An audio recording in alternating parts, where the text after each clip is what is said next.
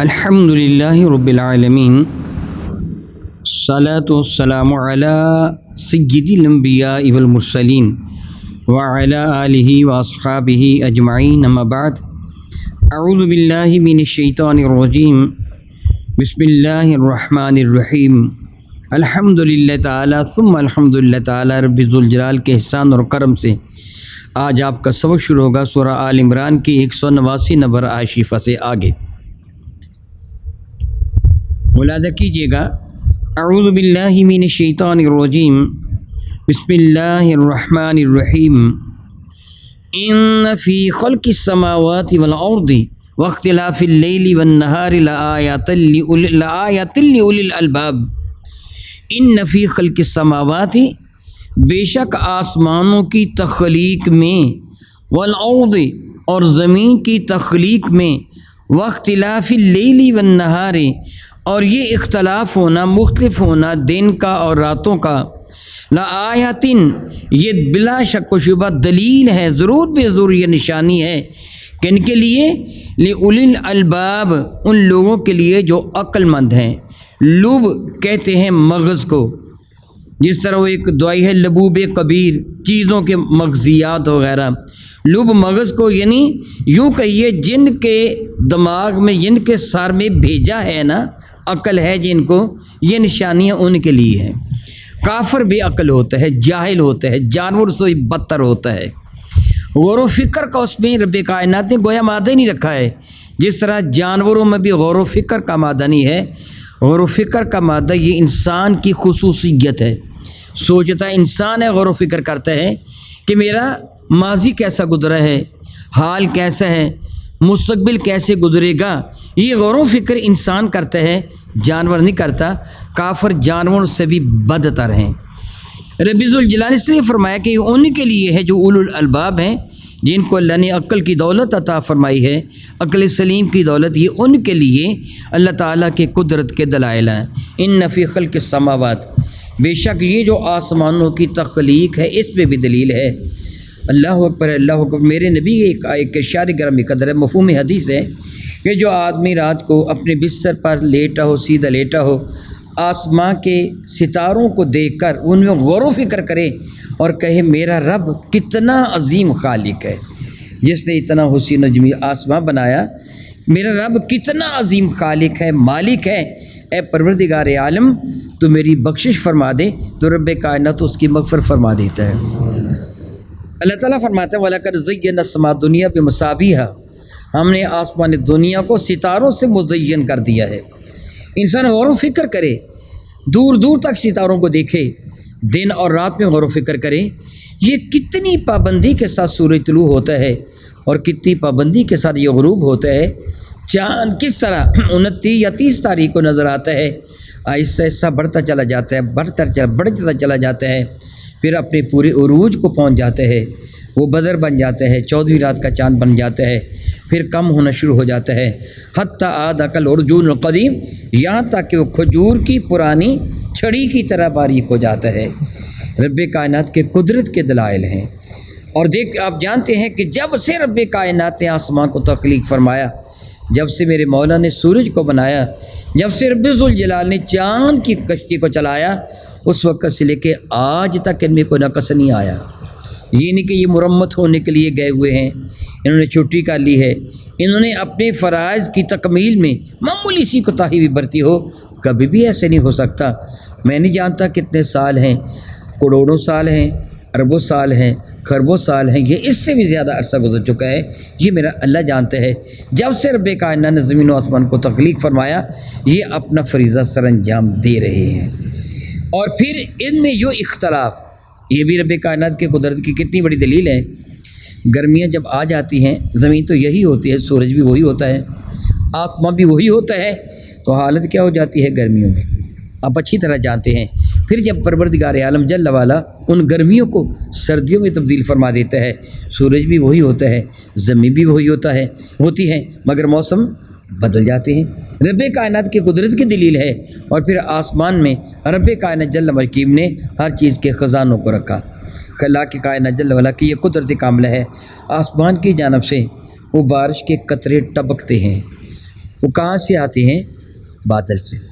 ایسے ہیں نا وہ جو آسمان کی جانب سے پانی کے قطرے ٹپکتے ہیں، ایک ایک قطرہ گرتا ہے، کبھی وہ جمی ہوئی برف کی طرح ہوتا ہے جس کو زالہ باری کا ہم نام دیتے ہیں۔ وہ زالہ باری کے وہ چھوٹے چھوٹے ٹکڑے بنتے کہاں ہیں؟ کیا راستے میں اتنا شدید وہ سرد موسم ہے کہ پانی کا قطرہ وہاں سے گزرتے گزرتے جم گیا ہوگا اور پھر اس زمین پر برف بن کے آیا ہے؟ وہ کیا بنا کیا نہیں بنا، پروردگار عالم کی قدرت کا یہ سب شاہکار نہیں تو اور کیا ہے۔ وہ بادل جو اتنے زیادہ پانی کو لیے پھرتا ہے ہوا کے دوش پر، کبھی ادھر چلا جاتا ہے کبھی ادھر چلا جاتا ہے، جب تک میرے رب کا حکم نہیں ہوتا پانی کا ایک قطرہ بھی زمین پر نہیں گراتا، اور جب میرے رب کا حکم ہوتا ہے موسلا دھار بارش شروع کر دیتا ہے، اور میرے رب چاہے تو وہ آسمان کی جانب سے وہ اولے زالہ باری برف میرے رب پھینکنا شروع فرما دیتا ہے۔ اور اب یہ بھی جانتے ہیں کہ وہ علاقے کئی علاقوں میں مستقل برف باری ہوتی ہے، یعنی ہوا میں نمی جم جاتی ہے، اتنی ٹھنڈک ہوتی ہے، اور کئی علاقے ہیں جو دوزخ کی طرح گرم ہو رہے ہوتے ہیں۔ یہ میرے اللہ کی قدرت کی دلیل نہیں تو پھر اور کیا ہے؟ آپ جانتے ہیں کبھی دن لمبا ہو جاتا ہے رات چھوٹی ہو جاتی ہے، کبھی رات لمبی ہو جاتی ہے دن چھوٹا ہو جاتا ہے، کبھی رات دن میں داخل ہو جاتی ہے، کبھی دن رات میں داخل ہو جاتا ہے۔ ٹھیک ہے آپ کہیں گے زمین اپنے مدار کے گرد گھومتی ہے، وہ اپنے محور کے گرد گھومتی ہے وغیرہ وغیرہ آپ کہیں گے، مگر سوچیے اس کو چلا کون رہا ہے؟ اصل بات یہ ہے، یہ نہیں کہ آپ سمجھیں نہیں اس کا سبب یہ ہے موسم اس طرح بنتے ہیں، دن اور رات ایسے ایسے کر کے بنتے ہیں، وہ آپ اس کی مثالیں سائنس کے اعتبار سے دینا شروع کر دیں، جی ایسے ہوتا ہے ایسے ہوتا ہے ایسے ہوتا ہے۔ سوال پیدا ہوتا ہے یہ سب کچھ کرتا کون ہے؟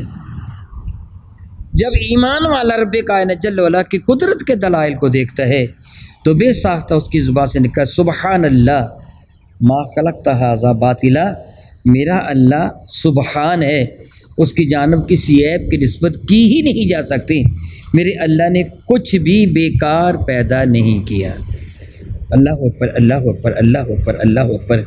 رب ذوالجلال کی یہ شان ہے، اللہ تعالیٰ کی یہ عظمت ہے، اسے کوئی بھی شے بیکار پیدا نہیں کی ہے، مٹی کا کوئی ذرہ اللہ نے بیکار پیدا نہیں کیا۔ اللہ کی کائنات شرمت ہے، یہ غور و فکر کرنے والوں کے لیے میرے نبی کا ارشاد گرامی قدر ہے، بہترین عبادت تدبر ہے، فکر کرنا ہے۔ ایک حدیث بارکہ کا مفہوم ہے قرآن پاک کو یوں ہی پڑھ لینا کافی نہیں ہے، اس پہ غور و فکر کرنا ضروری ہے۔ تم غور و فکر، میرا اللہ شرف مطلب اذا قرئ القرآن فاستمعوا له وانصتوا لعلکم ترحمون، جب قرآن پاک کی تلاوت کی جائے تو غور سے کان لگا کے سنو اور اس میں فکر کرو، دیکھو حکم کیا دیا گیا ہے۔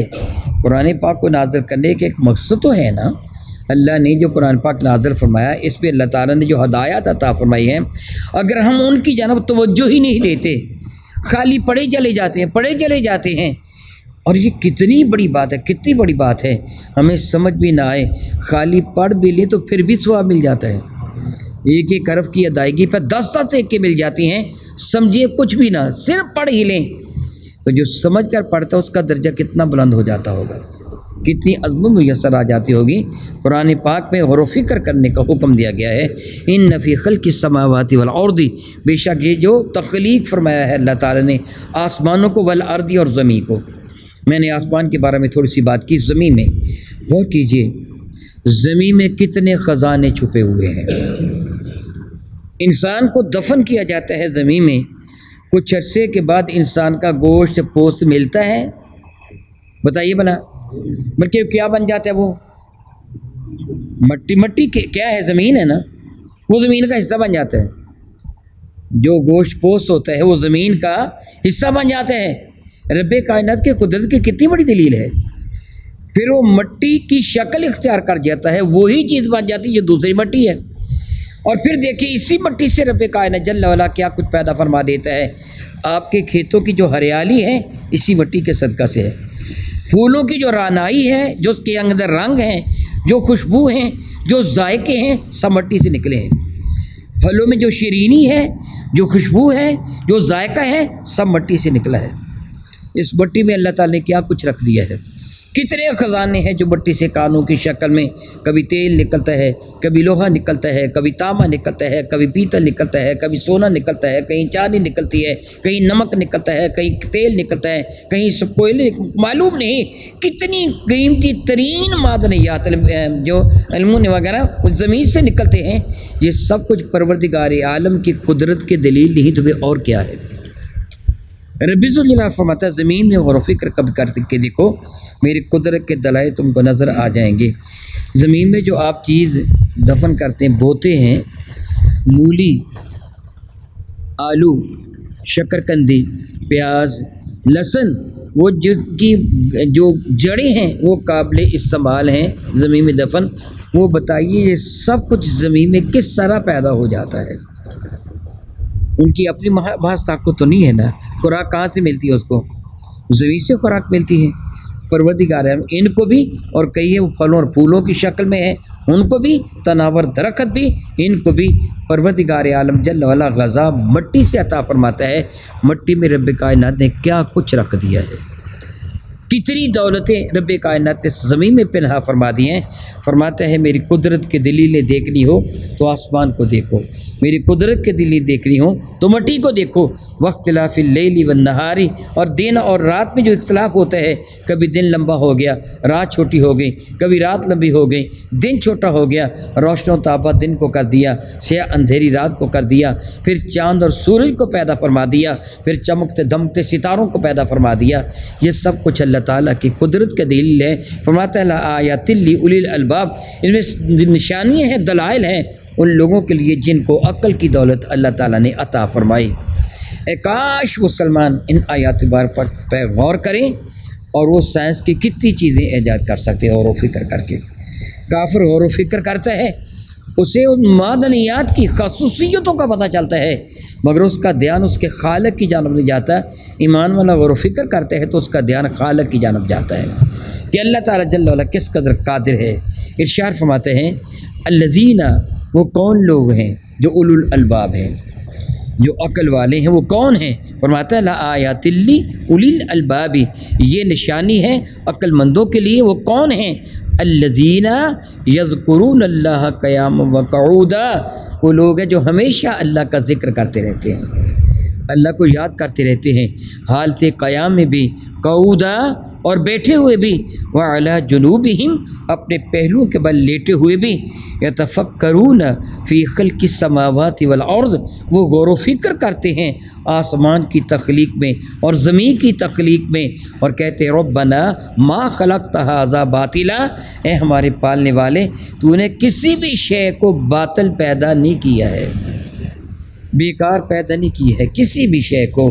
کوئی ذرہ جو ایک حقیر سے حقیر آپ ذرہ جانتے ہیں، وہ بھی اللہ نے بیکار پیدا نہیں کیا۔ ایٹمی تو ذرہ ہے نا، کوئی بھی ذرہ اللہ نے بیکار پیدا نہیں کیا۔ رب کریم کے حضور و بندہ یہ کہتا ہے ربنا ما خلقت ھذا باطلا، میرے پروردگار عالم تو نے کسی بھی شے کو باطل پیدا نہ کیا، سبحانک، تیری ذات سبحان ہے۔ سبحان کون سی ذات ہوتی ہے؟ میں قبل ازیں بعض اوقات عرض کر چکا ہوں، میرے نبی بے عیب ہیں، مگر حضور کو بھی سبحان نہیں کہا جا سکتا۔ وہ ذات جس میں نہ کمی ہے، نہ بیشی ہے، نہ فکر ہے، نہ غم ہے، نہ دکھ ہے، نہ بھوک ہے، نہ پیاس ہے، نہ درد ہے، کچھ بھی ایسی چیزیں اس کی جنم منسوب نہیں کی جا سکتی۔ وہ ذات سبحان ہے، کوئی بھی عیب کسی بھی اعتبار سے اس پہ ممکن نہیں ہے۔ تو چیز کو بیکار بنانا عیب ہے، جس چیز کا فائدہ نہ ہو اس چیز کو بنانا عیب ہے، اور رب کائنات کی ذات سبحان ہے۔ تمہیں کسی چیز کی سمجھ آئے نہ آئے، پتہ چلے نہ چلے، ہر شے جو رب کریم نے تخلیق فرمائی ہے کسی حکمت کے تحت تخلیق فرمائی ہے۔ ایمان والا یہی کہتا ہے ربنا ما خلقت ھذا باطلا، اے میرے پالنے والے، اے میرے رب تو نے اس خلقت کو، اس تخلیق تو، اس چیز کو جو بھی تو نے پیدا کی ہے، کسی بھی شے کو باطل پیدا نہ کیا۔ سبحانک، اس لیے کہ تیری ذات سبحان ہے۔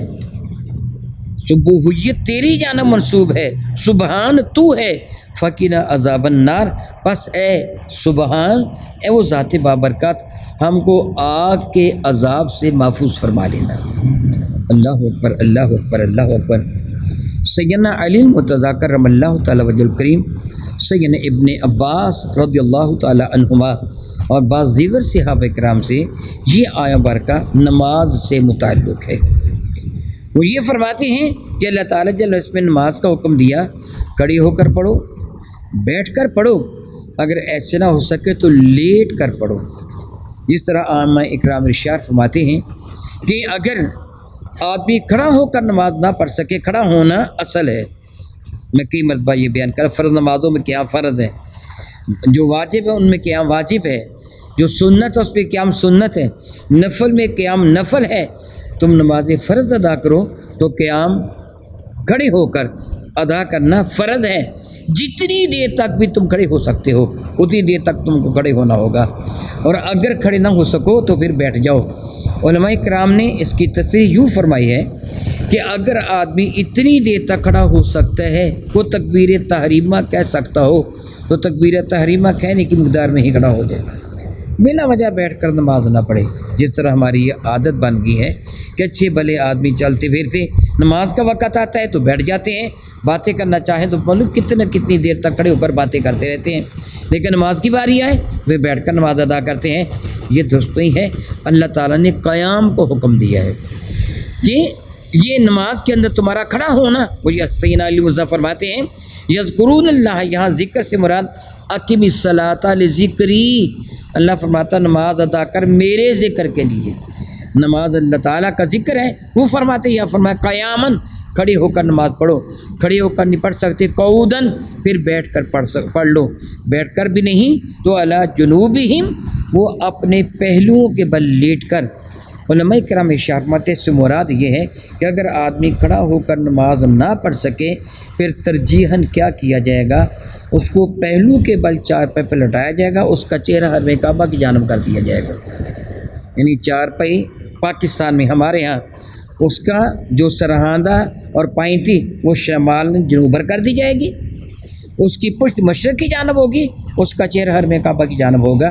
اس طرح لیٹ کر وہ نماز ادا کر لے گا، اور اگر وہ اس پہلو بھی لیٹنے کے لائق نہیں پھر وہ چت لیٹے گا، سیدھا لیٹے گا، اس کے پاؤں حرم کعبہ کی جانب کر دیے جائیں گے، سرہانے کو تھوڑا سا اونچا کر دیا جائے گا، گویا اب اس کا چہرہ حرم کعبہ کی طرف ہو جائے گا۔ وہ اپنے ہاتھ کے اشارے سے نماز ادا کرے گا۔ مفہوم حدیث ہے کہ رکوع میں تھوڑا ہاتھ کو جھکا اور سجدے میں ہاتھ کو زیادہ جھکا لے، زیادہ پس کر لیں۔ اللہ اکبر، اللہ اکبر۔ تیرے اس عمل کو اللہ تعالیٰ قبول فرما کر نماز کے برابر تجھے ثواب عطا فرما دے گا۔ اور بعض صحابہ کرام نے اس آیہ بارکہ کو مطلق رکھا ہے، میں نے کہا نا سیدنا علی مرتضیٰ، سیدنا ابن عباس، بعض صحابہ کرام اس کو مطلق رکھا کہ ہر حال میں اپنے رب کا ذکر کر، چلتا پھرتا بھی، کھڑا بھی، بیٹھا بھی، اور اپنے پہلو کے بل لیٹنے سے مراد نیند کی حالت ہے، اپنی چارپائی پر جا کر بھی اللہ کا ذکر کر۔ میرے نبی ارشاد فرماتے ہیں صلی اللہ تعالیٰ علی حبیبہ دائماً ابدا، جو بندہ اپنی چارپائی پر میری سنت کے مطابق لیٹ کر، داہنی کروٹ لیٹ کر میری سنت کے مطابق لیٹ کر، وہ فرمایا کہ قل هو اللہ احد کی تلاوت کرتا ہے، ایک روایت میں 100 مرتبہ اور ایک میں 200 مرتبہ قل هو اللہ احد پڑھتا ہے، رب ذوالجلال اتنا راضی ہوتا ہے کہ جب اس کی موت واقع ہوگی میرا اللہ حکم دے گا کہ داہنی جانب سے جنت میں داخل ہو جا، جنت میں داخل ہو جا۔ وہ لیٹے ہوئے بھی اللہ کا ذکر کرتے ہیں۔ حق بھی یہی ہے، حق بھی یہی ہے، یہ شعر نہیں ہے بلکہ سمجھے کہ بہت اچھی دعا ہے کہ میں سو جاؤں یا مصطفیٰ کہتے کہتے، کھلے آنکھ صلی علی کہتے کہتے۔ جو آدمی جیسے کرتا ہوا سوتا ہے مرے گا وہی کچھ کرتا ہوا اٹھے گا۔ اگر آدمی اللہ تعالیٰ کا ذکر کرتا ہوا میرے نبی پہ درود و سلام پڑھتا ہوا لیٹ گیا، اگر سونے میں اللہ تعالیٰ نے اس کو موت عطا کر دی تو قیامت کے نہ اللہ کا ذکر کرتا یا درود پاک پڑھتا ہی اٹھے گا۔ اس لیے سوتے وقت بھی لیٹے ہوئے بھی اللہ تعالیٰ کا ذکر کرتے رہیں۔ وہ علماء یہ فرماتے ہیں، یعنی صحابہ کرام بھی، وہ لوگ کیسے ہیں الذین یذکرون اللہ، وہ ہر حال میں اللہ کا ذکر کرتے ہیں، یہ ایمان والے کی نشانی ہے۔ آپ نے سنا ہوگا کہ مرتبہ ایکسیڈنٹ کے ساتھ یعنی اچانک ایمان والا فوت ہو جائے تو مرتبہ شہادت پا جاتا ہے. یہ کس بنا پر ہے؟ کہ ایمان والا اللہ کا ذکر کر رہا ہوتا ہے. میرے نبی نے کبھی صحابہ سے پوچھا تھا، ایک روایت میں صحابہ نے میرے نبی سے سوال کیا تھا صلی اللہ تعالی نبی بھی دائما ابدا. جس روایت میں صحابہ کرام کی طرف جانا منسوب ہے کہ بارگاہ فاطمہ میں کیا تھا، وہ حدیث کا مفہوم یوں ہے اس حدیث کا کہ یا رسول اللہ فرمائیے بہترین موت کون سی ہے. اور جس روایت میں یہ ہے کہ رسول رحمت نے، اس روایت کا یہ مفہوم بنتا ہے کہ رسول رحمت نے صحابہ سے فرمایا تھا تم بتاؤ تمہارے نزدیک بہترین موت کیسی ہے. تو صحابہ کرام نے عرض کیا تھا یا رسول اللہ علیہ وسلم اللہ تعالیٰ کی راہ میں جہاد کرتے ہوئے اپنی جان کا نذرانہ اللہ کے حضور پیش کر دینا، شہید ہو جانا. میرے کریم فرمانے لگے بلکہ اس سے بھی زیادہ افضل بات یہ ہے کہ جب تجھے موت آئے تیری زبان اللہ کے ذکر سے تر، اس سے بھی بہتر ہے، اس شہادت سے بہتر ہے. میں یہاں ایک بات ضرور کہوں گا، اس شہید کا پھر مرتبہ کتنا بلند ہوگا جو اللہ کا ذکر کرتے کرتے مرتبہ شہادت پہ فائز ہو گیا. ایمان والے کی خصوصیت ہے. تو اس لیے ہم وقت اللہ تعالیٰ کا ذکر کرتے رہنا چاہیے. میں عموماً ایک بات جو کہا کرتا ہوں اس کو ذہن نشین فرما لیجیے ہمیشہ کے لیے. جب بھی آپ سفر پر روانہ ہو، بائک پہ بیٹھے ہوں یا آپ اپنی گاڑی میں بیٹھے ہوں یا کسی بھی گاڑی میں سوار ہوں، آپ سفر کر رہے ہوں تو ہمیشہ اللہ کا ذکر کرتے رہیں. فیض مانو تو پتہ ہی نہیں موت کہاں آ جائیں گی، علم ہی نہیں ہے. تو کم و کم جب موت آئے گی اللہ کا ذکر تو زبان پر ہو. اس لیے اللہ تعالیٰ جل اللہ کا ذکر کرنے والا اللہ کو بڑا محبوب ہے. میرے نبی فرمایا کرتے تھے جب تم جنت کے باغات میں سے گزرو تو کچھ نہ کچھ پھل کھا پی لیا کرو. تو صحابہ نے کہا تھا یا رسول اللہ دنیا میں جنت کے باغات کہاں ہیں؟ میرے نبی نے فرمایا تھا اللہ تعالیٰ کے ذکر کی محفل ہے، وہ جنت کے باغات ہیں. میں اس کریم پروردگار کا شکر ادا کرتا ہوں اور آپ کو بھی کہوں گا کہ آپ بھی شکر ادا کریں اور کرتے رہیں کہ اللہ تعالیٰ نے روزانہ ہمیں اپنا ذکر کرنے کی توفیق عطا کر دی ہے. ہم روزانہ بیٹھ کر عشاء کے بعد ہم اللہ تعالیٰ کا جو ذکر کرتے ہیں یعنی قرآن پاک کی تلاوت کرتے ہیں، سمجھتے ہیں اللہ کا ذکر کرتے ہیں. میرے نبی نے ان کو جنت کے باغات قرار دیا ہے. یہ جنت کے باغ ہیں جو حلقہ ہے ذکر ہیں، یہاں اللہ اور اس کے رسول کا ذکر ہوتا ہے. وہ فرماتے ہیں یہ اللہ تعالیٰ کے ارشاد گرامی قدر وہ لوگ جو ذکر کرتے اللہ تعالیٰ کا حالت قیام میں بھی اور بیٹھے بھی، اپنے پہلوں کے بل لیٹے ہوئے بھی، اور غور کرتے ہیں زمین اور آسمان کی تخلیق میں، کہتے ہیں ربنا ما خلقت ھذا باطلا، ہمارے پالنے والے تو نے اس کو باطل پیدا نہیں کیا، سبحانک تیری ذات سبحان ہے، فقنا عذاب النار تو ہم کو آگ کے عذاب سے بچا لے. ابن عباس فرماتے ہیں میں بارگاہ سات باب میں ایک رات تھا، میں اپنی خالہ میمونہ کے یہاں ٹھہرا ہوا تھا. میرے نبی نے رات اٹھے اللہ تعالیٰ جل وعلا کا ذکر کیا، آسمان کی جانب دیکھا اور ان آیات مبارکہ کی ان فی خلق السماوات والارض سے لے کے آخر سورت تک ان آیات مبارکہ کی تلاوت کی، مسواک فرمائی، وضو فرمایا، 2 رکعت نماز نفل ادا کیے، پھر اپنے مبارک بستر پہ تشریف فرما ہوئے، پھر آپ آرام فرمانے لگے، تھوڑی دیر کے بعد پھر اٹھے، پھر اسی طرح آسمان کی جانب دیکھا، ان آیات مبارکہ کی تلاوت کی، پھر میرے نبی صلی اللہ علیہ وسلم نے مسواک فرمائی، پھر وضو فرمایا اور پھر 2 رکعت نماز ادا کی. ایک روایت میں مسلم شریف کی روایت میں ہے 3 مرتبہ ایسے کیا، ایک روایت میں نے پڑھا کہ 6 مرتبہ ایسے کیا.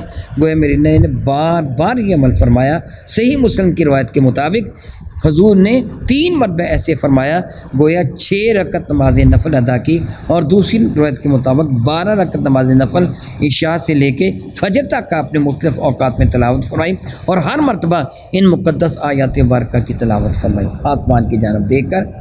وہ 2 نفل ادا کی، مسواک فرمائی، وضو فرمایا، 2 نفل ادا کی، آرام فرمایا، پھر اٹھے، پھر یہی پڑھا سبحان اللہ تعالی و بحمدہ.